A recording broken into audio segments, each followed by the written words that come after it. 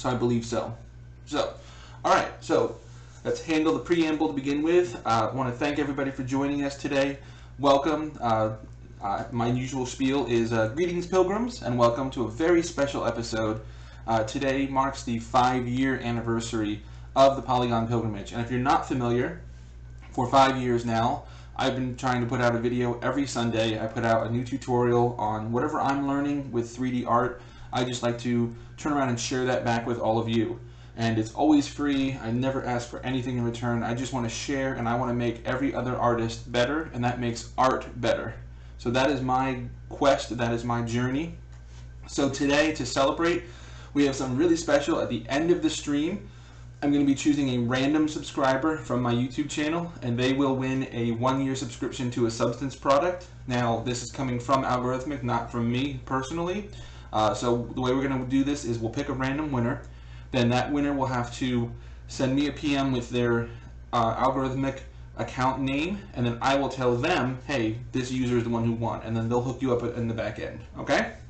So let's go ahead and get started. As always, this is a live event, so there may be noises, distractions, technical difficulties, but we will work through it. And to begin with, I want to give a huge shout out and a very humble thank you to 80 Level. The guys over there have been very gracious to help host this. They've been very kind in sharing my artwork and sharing my tutorials and getting it out to you guys. So thank you so much for all of your help. And now let's jump into making some cool stuff. So if you are following along, and if you want to do this in real time or when this video is posted later, I am using Substance Designer 6.0.2. That is my version number. And here's what I have made. So I was really interested in making some ClockWork gears, similar to like the inner workings of a watch.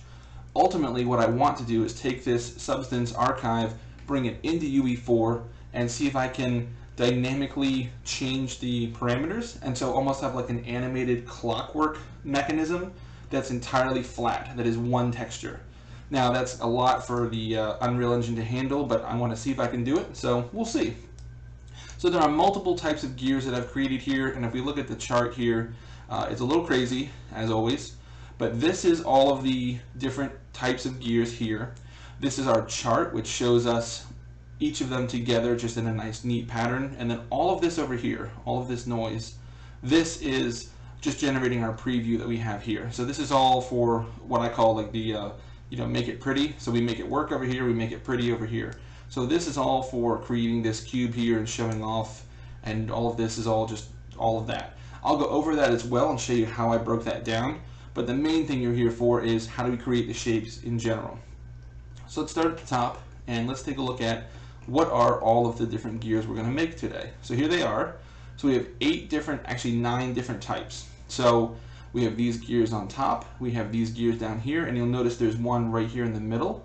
This guy is a different type of gear, a hypoid gear, so we'll be going over that as well. Okay, so if we come back up to the top here, to begin, we have our base gear type. Now, to create the different types of gears, obviously they have different teeth, they have different numbers of teeth, they have different shapes, so we need to handle that. So that is over here with our tooth shapes, and these are all just a shape node with some different settings. So this one is a square with a size of 0.15, 0.15. So this gives us a nice little general square, and then again another square, but now I've changed the sizes here to make it a bit longer, no pun intended, a bit longer in the tooth, and that will allow us to create the different teeth around the gears, and we can use each of these to our liking, but each one is unique. So this one here this is actually a polygon node with size of 6. Now that will allow us to kind of cut off through the middle here, and we get these teeth that have an angled edge to either side. But now we have 4 different teeth, and how do I use those in each gear? Well, that's when we bring them into a multi-switch grayscale. And this, I gave it 4 inputs, and so I bring each of these in, and now anytime I use this to create a gear, I can just go up to this and change which input am I selecting from. So now I have the ability to have multiple teeth at a moment's notice, and here with my input I can say the input number is how many inputs there are, the input selection is which one are you using. So we start with a general shape node, and I'm using a splatter circular, and let me see if I can double click this, there we go. The splatter circular with a radius of 30, And what I'm doing here is taking 30 of those teeth around here. Now note that when you make smaller gears, they have to have either less teeth if it's smaller, I believe, and then a larger gear becomes more teeth so that they can interact with one another. So this allows us a nice modular system to do that. Now, over here, what I'm doing is borrowing from down here. I have a lot of nodes, sorry. So we have a shape node here, just a simple disk. And then blending into that, I'm blending an add linear dodge from over here to create a little bit more of a thicker variant to it. You'll see in a second here. We're blending over top of our gear now, basically a circle with a color to kind of darken this up. And the reason is, most of what we're building right now is a height map, because we want to make sure that when we put all the gears here, we can put them on top or behind one another, but we want to make sure that that height information is correct so that it really shows through and shows us that this is definitely something that physically exists behind or in front of another object. Okay, so we'll go across here and talk about what each of these does, and then we'll talk about how we did each one. So once we have the inset here, then I want to add a little bit of a downslope here. So this is a gradient, and we want a gradient downward. So now that pushes this back and pushes this forward.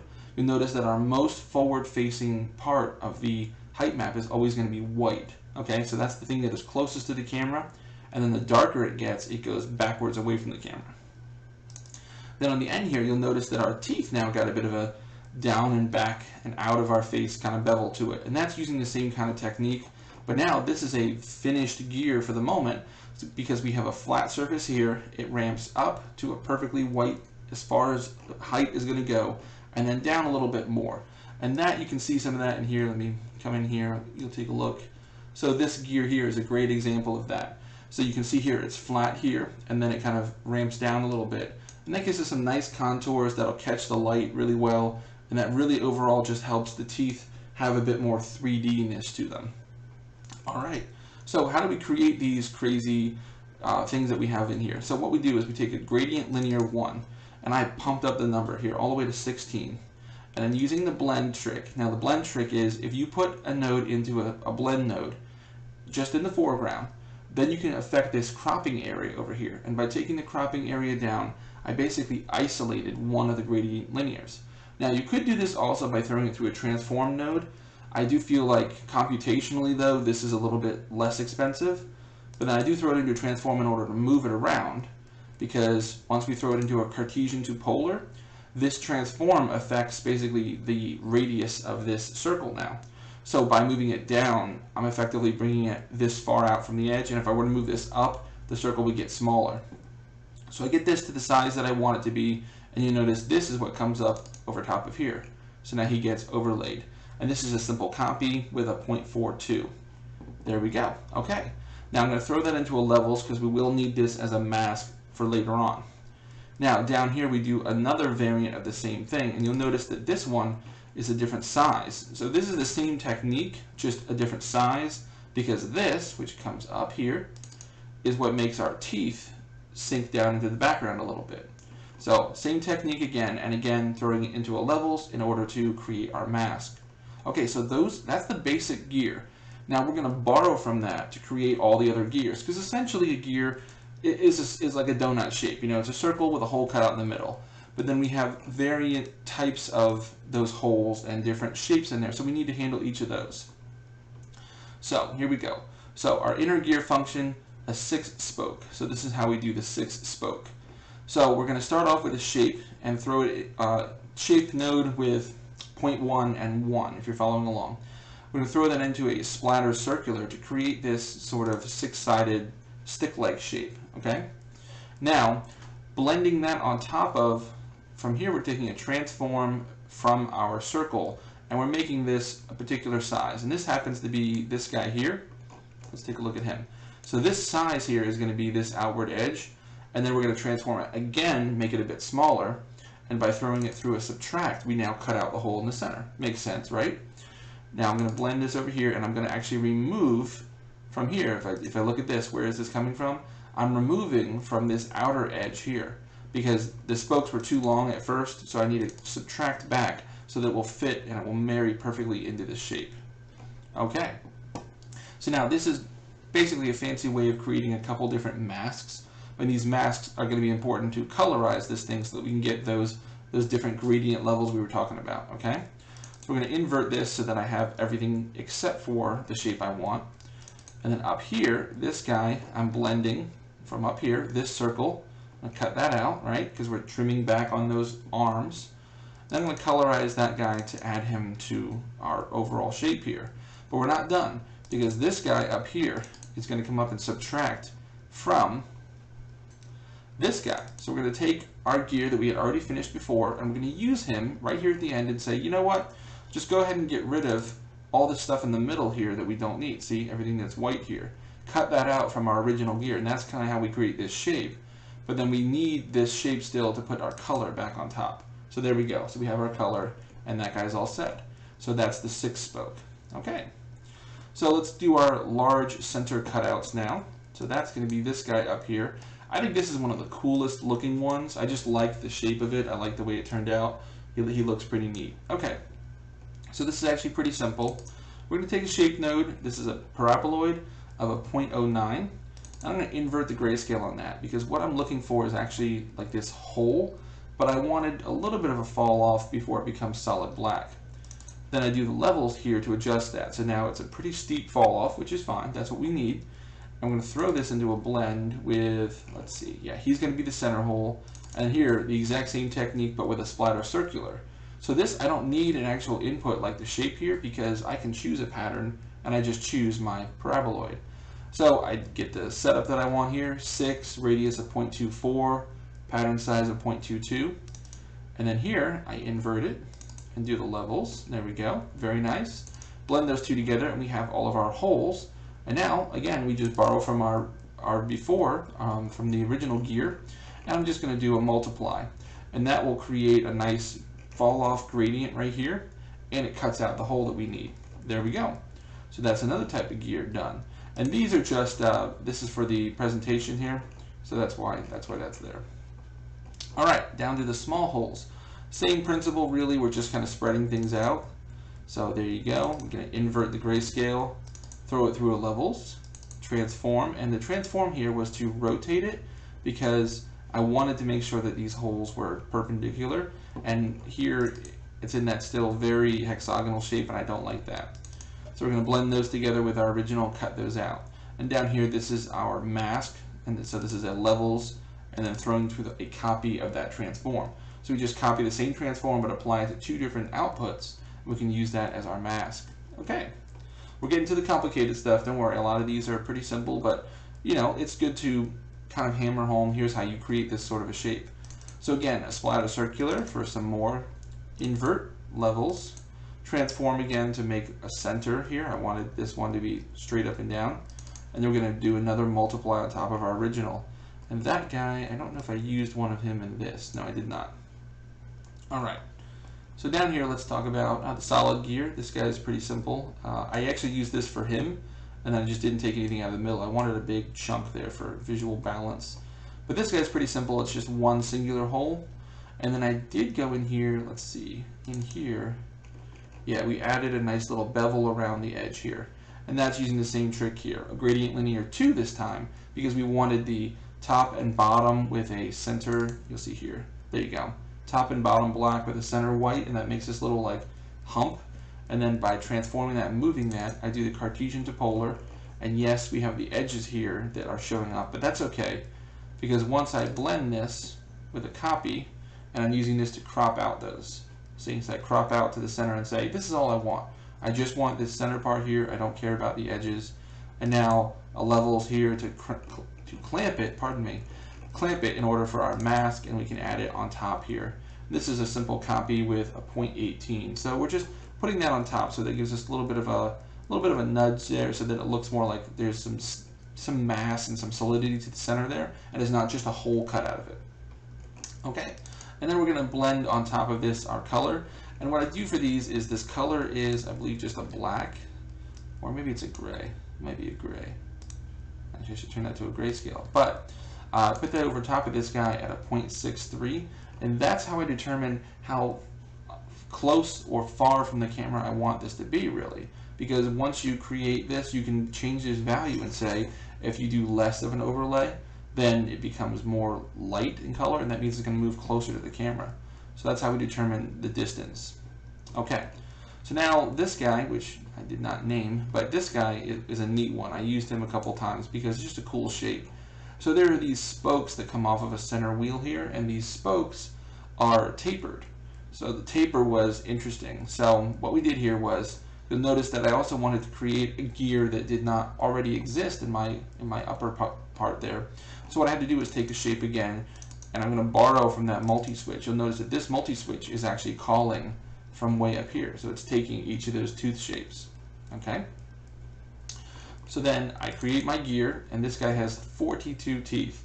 And what I would try to make sure that each tooth is the approximate width of the gap between the teeth as well. So that means that another gear of the same type next to it would actually function. Okay? Alright, so then we're going to blend and cut out the typical shape we have from above to cut out our center hole here. But now we need to create a center ring that all of these can connect to. And that's done through a subtract using our previous shapes. So we just come up here and I said, okay, let me get this shape and cut this shape out of it. I did the inverse earlier, so now we're going to take that shape out of that. And that gives us this nice center ring. And then I combine those two together. There we go, looking good.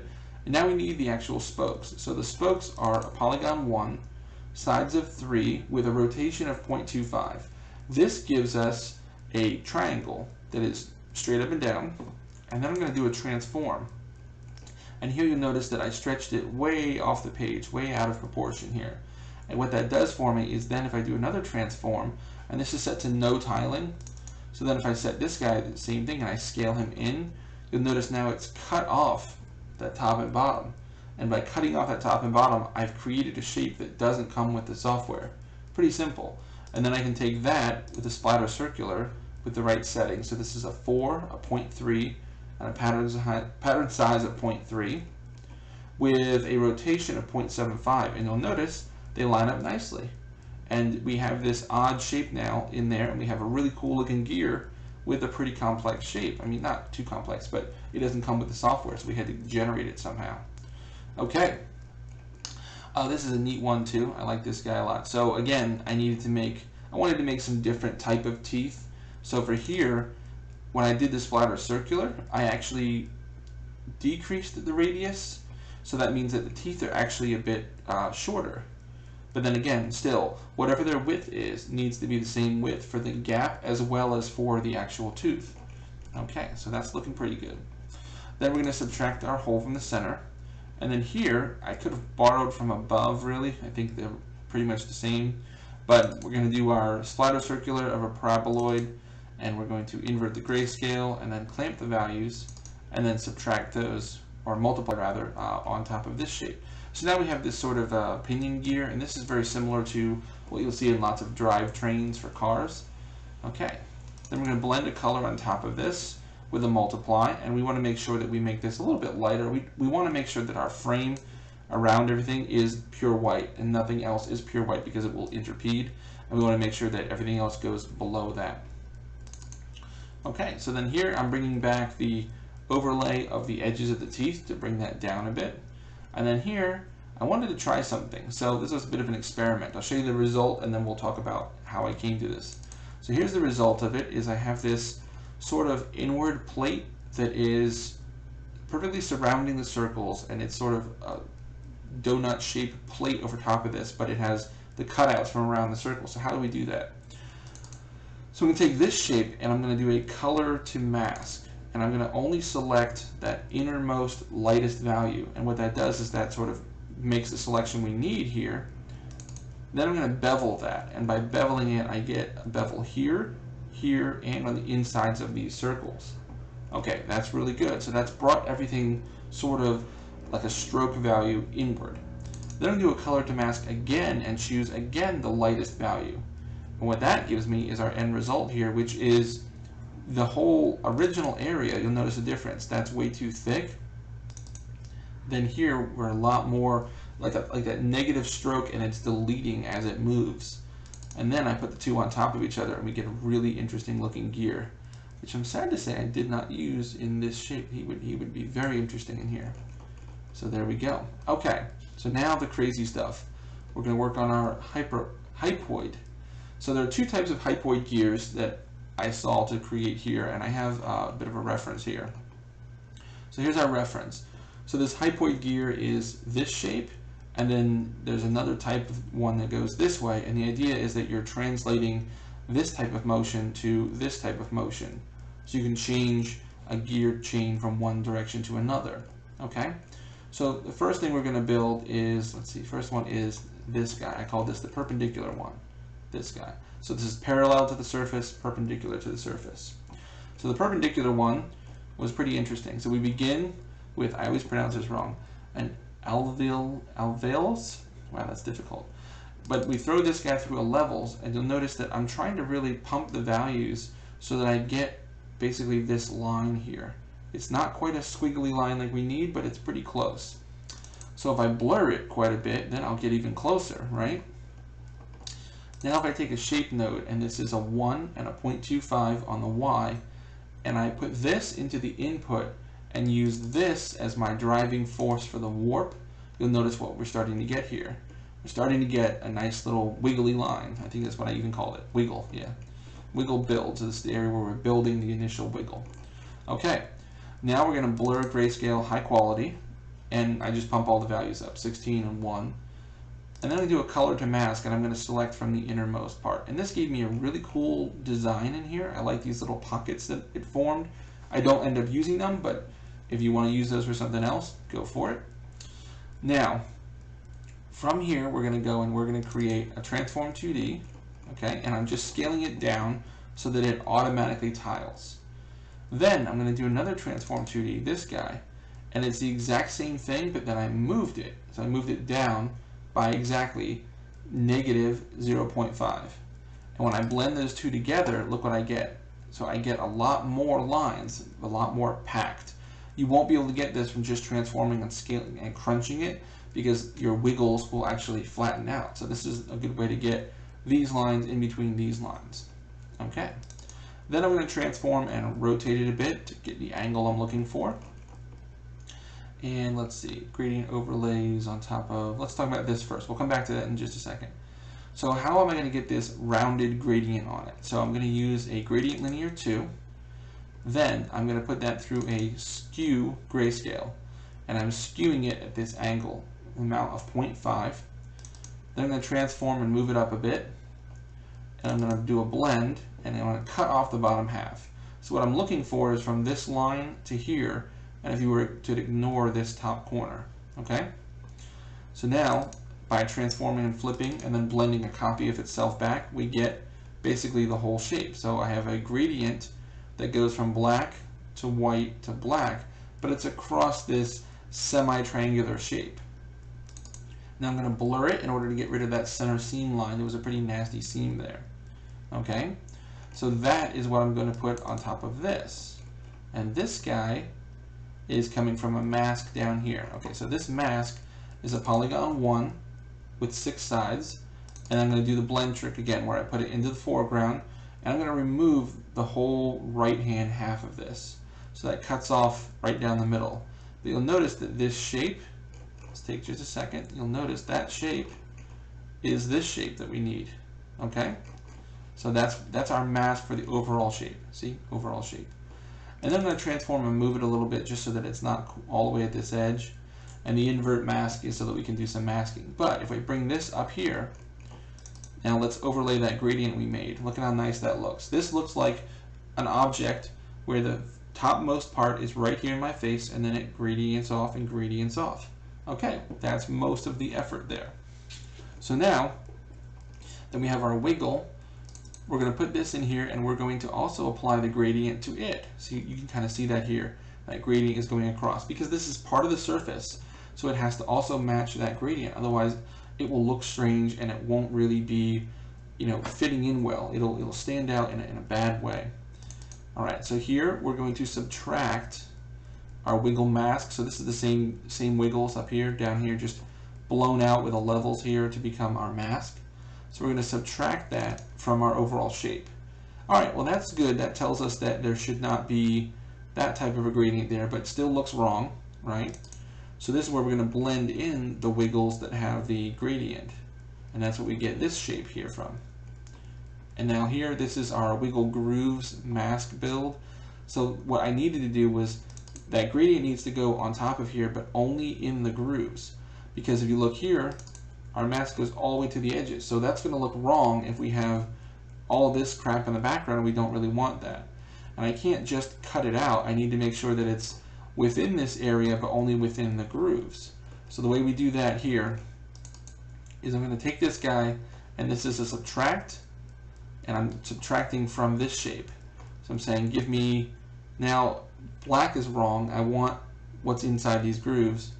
Then here I can blend that on top with the inverted grayscale, and now white is wrong but black is what I want. Okay, so then we just invert it, and now I have just the grooves, and I can take those grooves and use that as a mask, and there we go. So that is the one type of hypoid gear, the perpendicular one. So now let's talk about the parallel one, which is this guy here. Alright, so down here, everybody doing well in the chat? I'm sorry, I'm just in tutorial mode. Let me know if you have any questions at all, if I'm going too fast, or if there's anything you guys are curious about, let me know. I'm happy to help. So we're working on the hypoid parallel now. So to do this, we're going to take a transform, and we're transforming from, see, we're borrowing all over the place, from this guy, because what I need is I need these teeth that can get a little bit curved, but they're going to need to have this overall shape, but only if they were taller and skinnier. Huh, that's interesting. They can be. So if I transform this and scale the hell out of it, so I made it really small to make them very, very thin. Okay? Then I'm going to do my trick here, and I'm going to isolate just a singular one of them. Perfect. Now again here I'm doing the same thing with a solid white version. This is acting sort of like a mask at the moment. And now I can throw this into a splatter circular, and my settings here are, in case you're following along and you'd like to know, 32.25, and down here image input of course, and then my pattern size is 0.25, and I have a rotation of 0.08, and I am using the center orientation with the pattern pivot obviously as center, and that gives us this sort of a nice look. Now I'm going to do a bevel here, or a blend rather, excuse me. I was having trouble with the blur grayscale. It would not take directly from the splatter circular, so this is just a transitional node.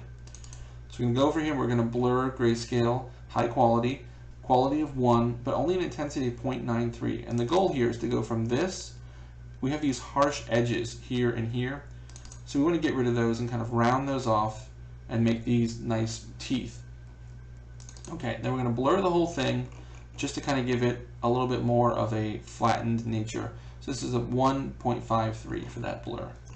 Now down here I'm doing the same pattern here, but I'm using the mask feature. So here it's pure white, go to this, splatter circular, and I'm actually doing twice as many here. And you'll see why in just a moment, but I do twice as many teeth, if you will, here. There's 64 here, whereas remember we only had 32 up here.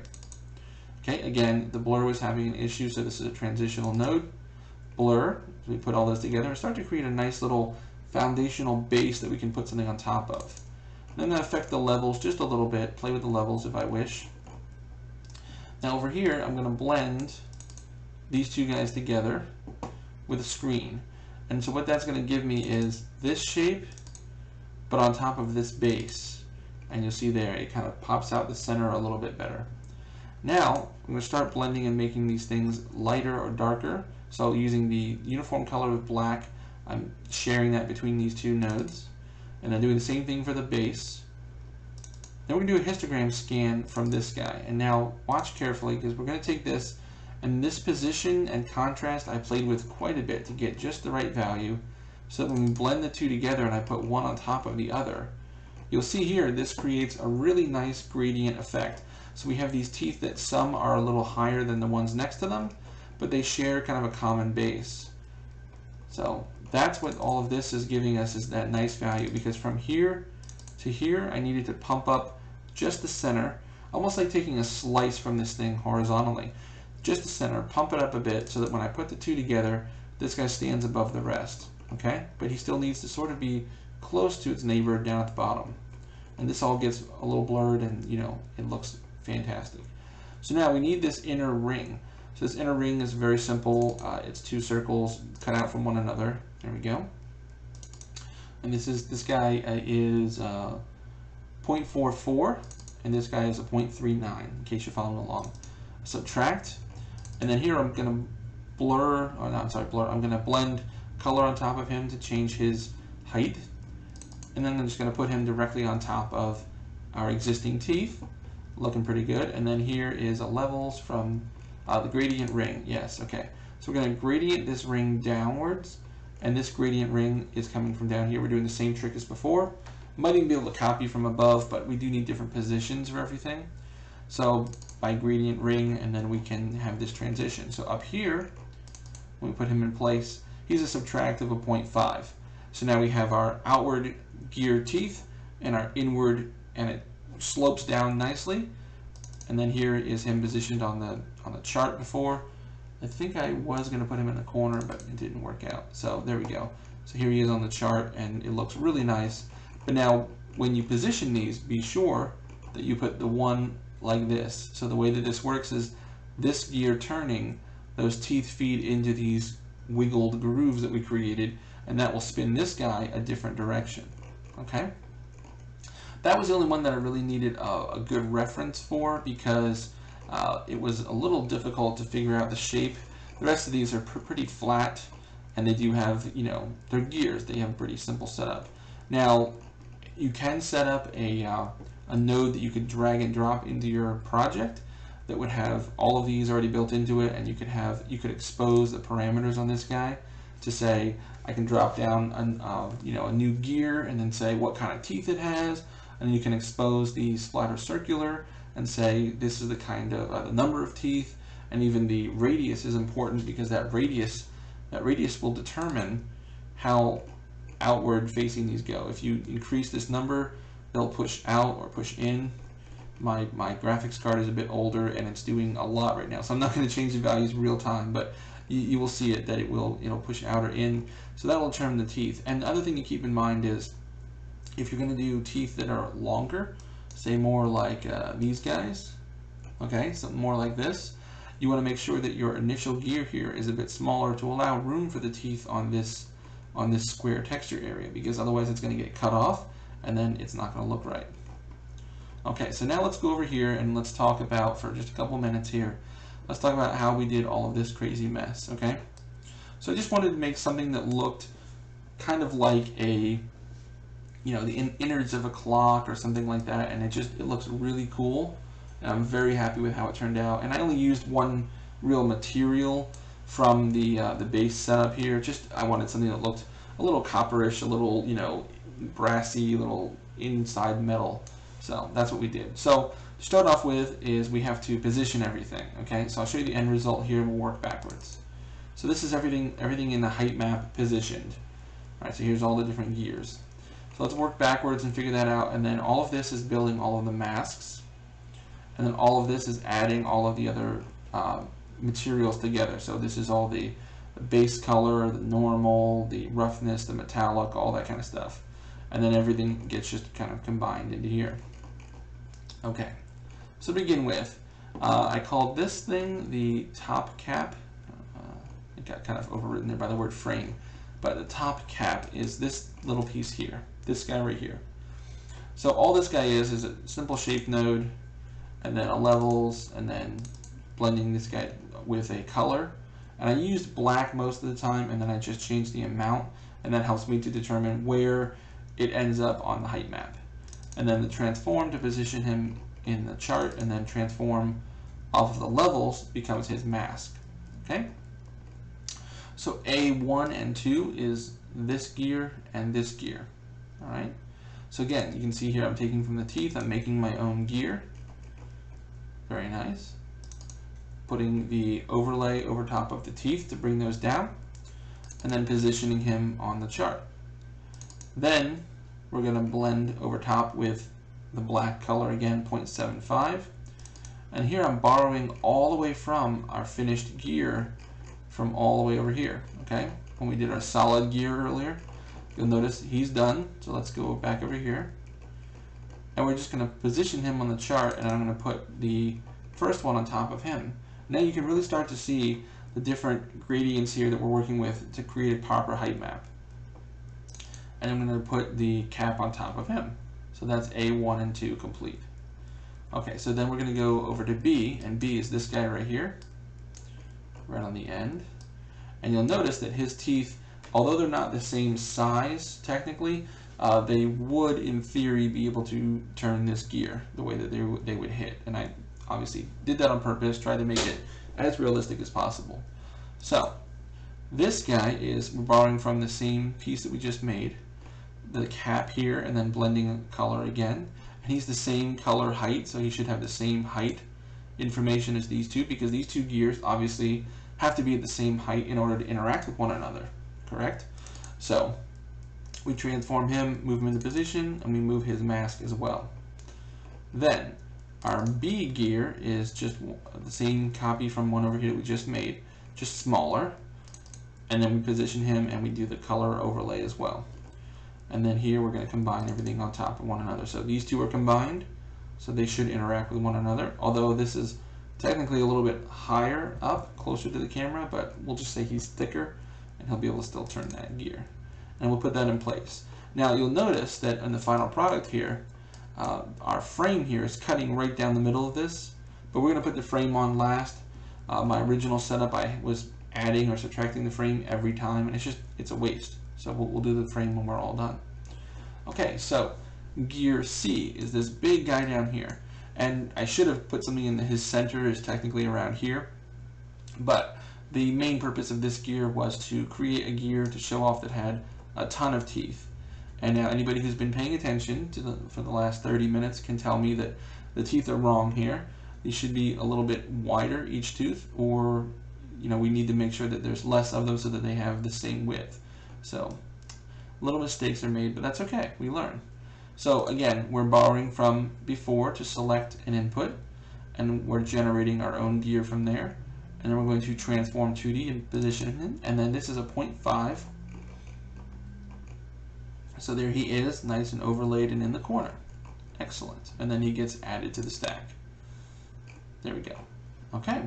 Now D, this is one of these gears, and again, same trick, but now we get to the point where you have to start removing things, because we have gears interacting with one another, or we have gears that are on top or below one another. So we need to make sure that we take that into account. So for example, this gear needs to both be hidden by its predecessor, well, by both of its predecessors actually. So here you'll notice that this comes all the way down here and comes back, but we come all the way down here to our masks, which we'll talk about in a little bit. But I'm taking the other gear and cutting out from the top, taking this gear and cutting out from here, so that all you really see of this gear is this guy here. Okay? So let's come back. We were here. There we go. So I start with this one because I have easy access to him, and then I go all the way down there and come back to get that. And by taking this color here, so we have the right colorization, we have the right gradient effect to this, and then by using our proper mask, which is built from down below, you'll see that he properly gets added to the chart. And he gets added underneath of this and underneath of this. Okay. Now, I like this gear, like I said, so I wanted to use it. So we put him up in the corner here, and he doesn't technically connect to anything, but he looks nice. So again, we're going to do a gradient, and this is a 0.41. I wanted to have different layers to this, so not everything was at a 0.75, 0.25, so let's do a 0.41, make it a little different. And there we go. We're just going to add him directly on top of everything with the proper mask. And we'll go over the masks in just a second. And finally, we have this gear here.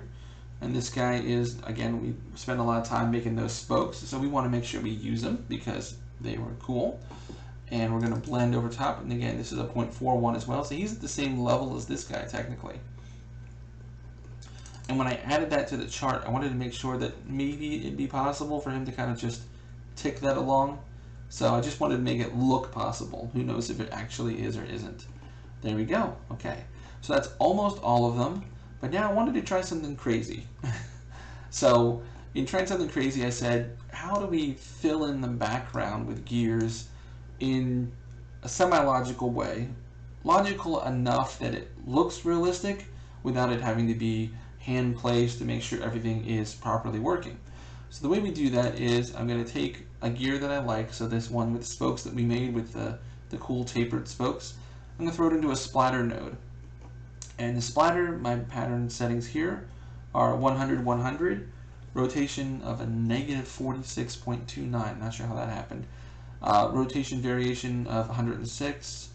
My zoom is at 7,053, but that starts to move these guys around, and then in order to get them even more varied, I pan them around a bunch. Disorder is at 91, disorder angle 140, but the important part down here is size variation of 80.71, and then our output minimum level I put at 0.17.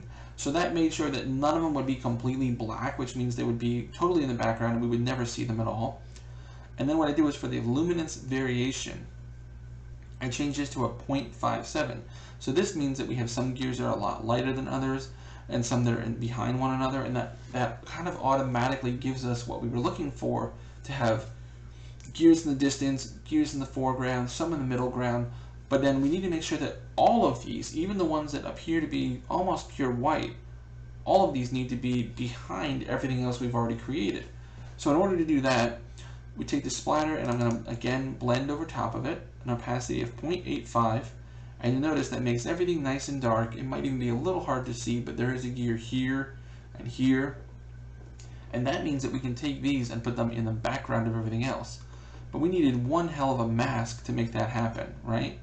So my mask here, you'll see this is my invert grayscale mask, means these are all the previous gear shapes. So you're free to put anything in the white areas of this. So our end result looks like this, and it is, again, difficult to see. I'll try and zoom in a little bit. There you go. You can start to see some of them in there. So our gears are all in the background, and this creates for a really nice height map. And now our final touch, we put our frame on top, and we're all set to go over to the final inputs. But creating this mask was pretty difficult, so let's take a look at how we created all the masks to make all of this work. So you'll see each of these pulls from a mask from this point. That's why we have all the crisscrossing lines. And the masks are going to be especially important when we get down here to the colors. Okay. So to begin with, our frame mask is pretty simple. It's two shapes cut out from one another. These are a shape node of a square, 0.9, and then a solid 1.0. Do a subtract. There you go. You have a very simple frame. Very easy for paintings, whatever else you got to do. Most of these are going to be the item in question with the levels, and it's been fully crunched all the way to the left. If you grab the right hand ticker and go all the way to the right, all the way to the left rather, you get just a solid white dot. So then these blends here, what I'm doing is as we go along, I'm blending each one with its previous, and we start to generate a mask that is all of the gears we have put down. So for example, we begin with this gear, or with this top piece, and I'm going to blend into it this gear. So that would be this guy here. Okay, so it looks solid white because I put a white mask on top of a white mask, obviously. Then when I blend in this overall gear, you'll see now it just sort of grows, which is perfect because that's what we want. The whole idea of this is that this is where all the other gears are at the moment. So then I'm just going to keep combining these, and there you go. You can make sure that the teeth will work, and then combining each one. There you go. Now here it doesn't matter. We don't have to do any fancy cutouts. We can just say, let's go ahead and just combine all of these things. Combine some more. There we go. Put them all together. And now we have all of them, but now we need a couple of different variants to make this work. So here's a mask of all the background gears. Then here's all the gears in total, so that we can get the background to make all of this just black, because we don't care about it. We just want to make it, it's a background color essentially. So this is all the gears together, and then here's just the background, which is all the gears inverted. So this is my mask that I use to paint whatever I want in the background, and these are just the background gears. So then when we come over here, we can finally say, all right, well, my mask now is an invert of all of the gears that have been hand placed, and that's where we're going to put the background gears. Okay, so all that's well and good, and now we have all of our masks. So let's go over how we colorize everything, and it is the same metal texture every time, But I've done something I think was a little clever with figuring out how to add some variety.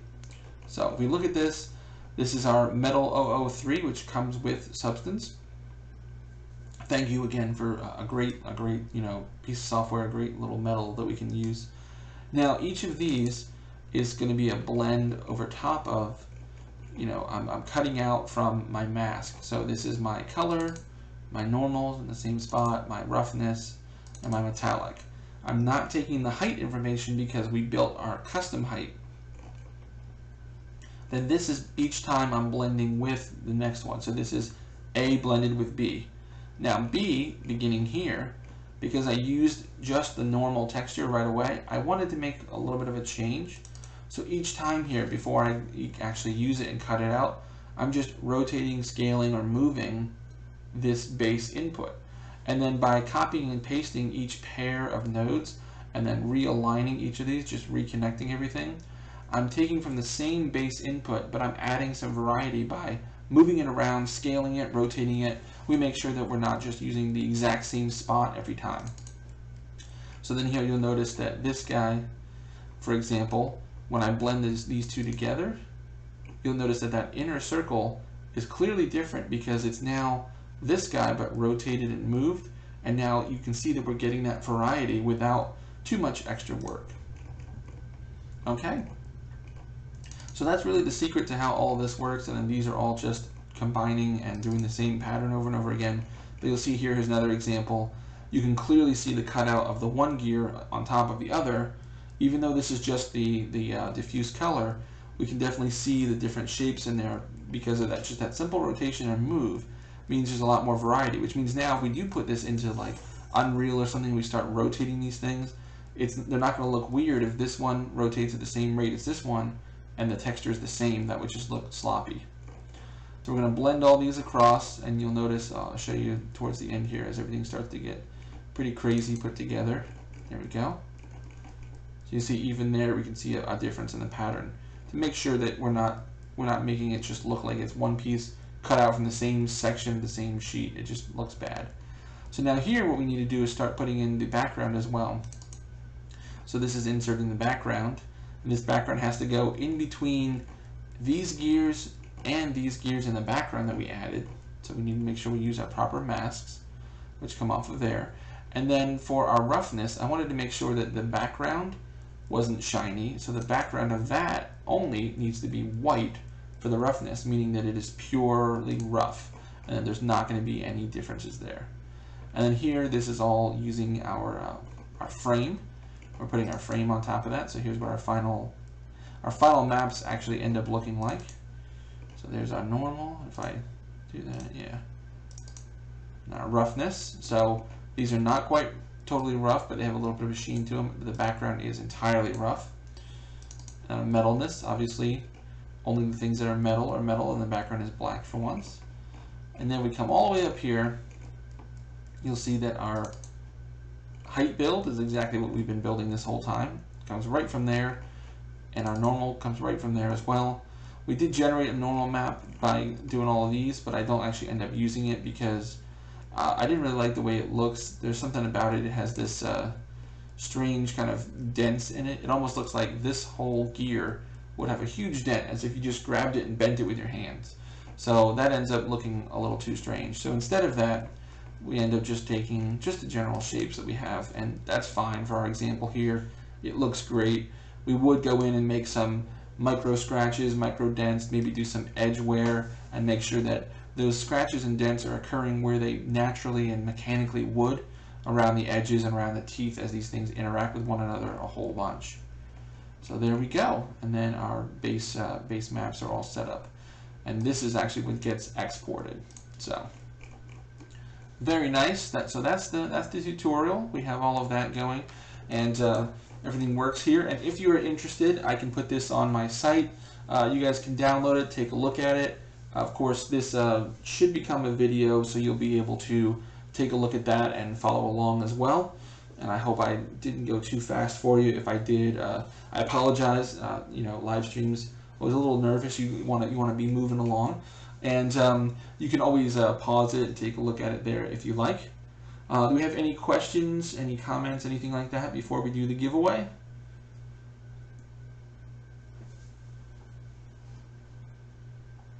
Just give it a moment to see if anybody has anything they would like to know or see while we have it here live. If you have any questions, please let me know.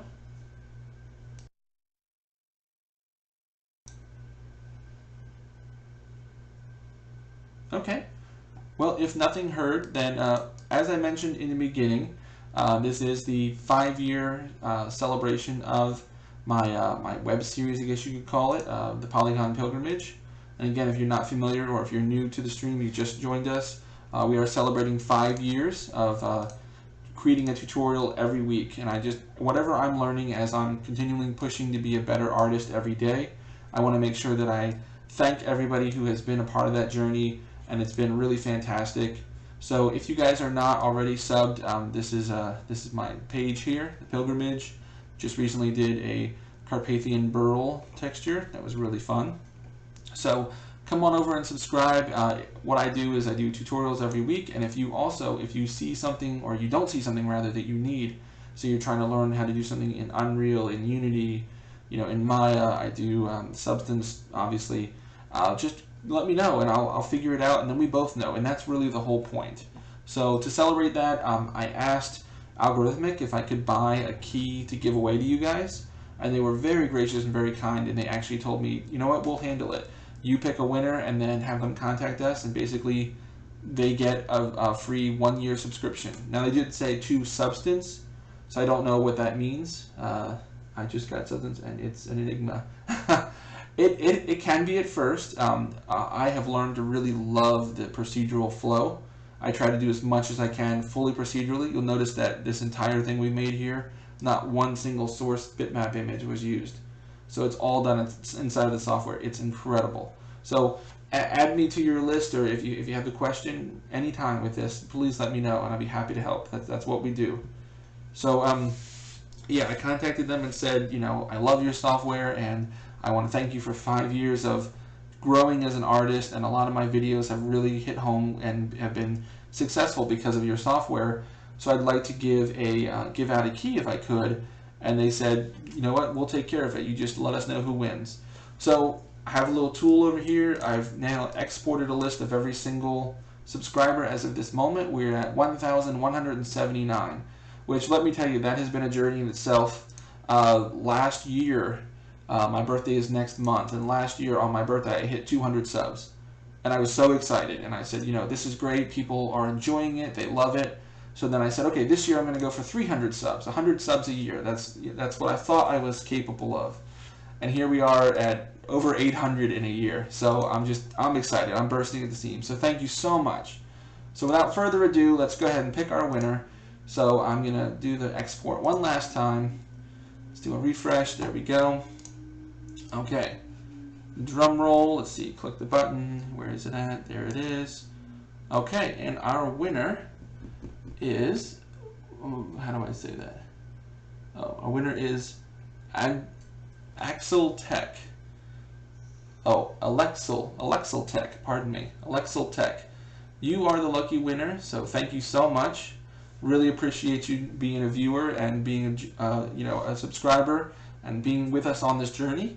So Alexel Tech, I will be sending you a message, and all you have to do is create an account with Algorithmic, and then tell me what your account name is. I don't need any of your personal information, just whatever the name is, and I will send that to them and say, this is the person I've selected as the winner. Then they're going to turn on something in the background to give you a free 1-year subscription. Okay? So congratulations very much. I'm going to copy that down right now so that we make sure we get that. There we go. Congratulations, and thank you again, everybody who joined us for today. I had a ton of fun, and I really want to get back into streaming more often if I can. So I'm going to work with the guys at 80 level just to let them be aware of when I do this. And thank you to them again, as they just posted in the chat. Yes, we're celebrating 5-year anniversary. It's awesome, and it's never going to stop. As long as there's breath in my body, the pilgrimage will continue, and we will continue to grow. And just, if you have any question at all, let me know. And just please, let me help you, because then we both learn. And that is what it's all about. I just want to make awesome art. I want you to make awesome art, so let's do it. So, okay, we're going to shut down for now. If you guys have any questions, please let me know. Contact me on Twitch, on YouTube. Become a subscriber. Send me a message. It's all totally free, always. Let's make some awesome stuff. So thanks again to 80 Level for their gracious hosting. It's been a lot of fun, and we'll turn this into a video. I will post the Substance file to my website, and it'll be free to download. I will let you know when it's available. And until then, guys, as I usually say in my videos, keep practicing, get better, and I'll see you next time.